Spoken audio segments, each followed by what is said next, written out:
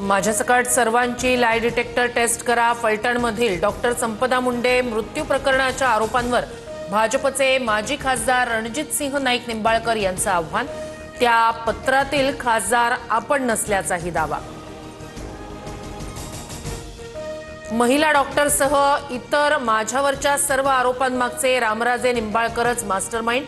फडणवीसांनी clean chit दिल्यानंतर निंबाळकरांची पहिल्यांदाच सविस्तर भूमिका, सर्व आरोप फेटाळले।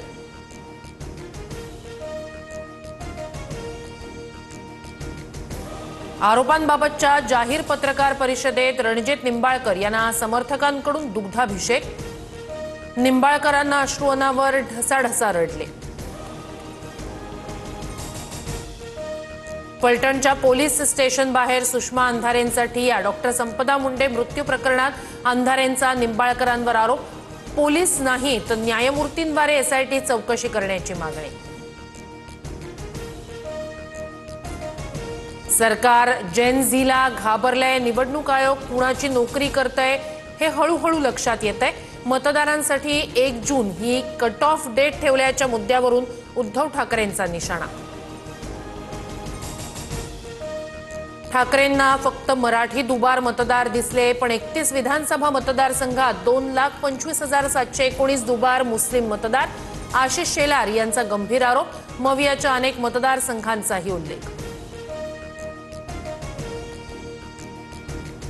फडणवीसांना पप्पू ठरवल्याबद्दल शेलारांचे आभार। मवियासोबत निवडणूक आयोगाविरोधात कोर्टात या, उद्धव ठाकरेंनी डिवचलं। शेलार आणि फडणवीस यांच्यात वाद असल्याचाही टोला। लांगुल चालन करणारे पप्पू कोण हे महाराष्ट्राला माहीत। बावनकुळेंचं उद्धव ठाकरेंना प्रत्युत्तर। लोकसभेत मवियाचे खासदार मत चोरी करून निवडून आले का? ठाकरेंनी स्पष्ट करावं, बावनकुळेंचं आव्हान।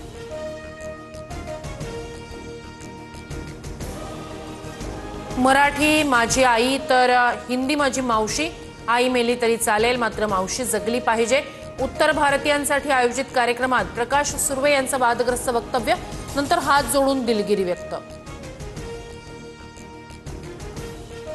मुख्यमंत्री फडणवीस महाराष्ट्राचा गायपट्टा करण्याच्या तयारीला। फडणवीसांच्या मित्रपक्षाकडून छुपा अजेंडा चालवला जातोय। मराठीवरून सुर्वेंच्या वादग्रस्त वक्तव्यानंतर हर्षवर्धन सपकाळ यांची टीका।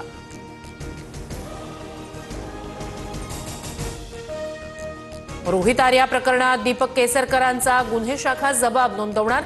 सरकारनं पैसे थकवल्याचा आरोप करत रोहितनं केसरकरांशी बोलण्याची केली होती मागणी, मात्र केसरकरांनी बोलण्यास दिला होता नकार।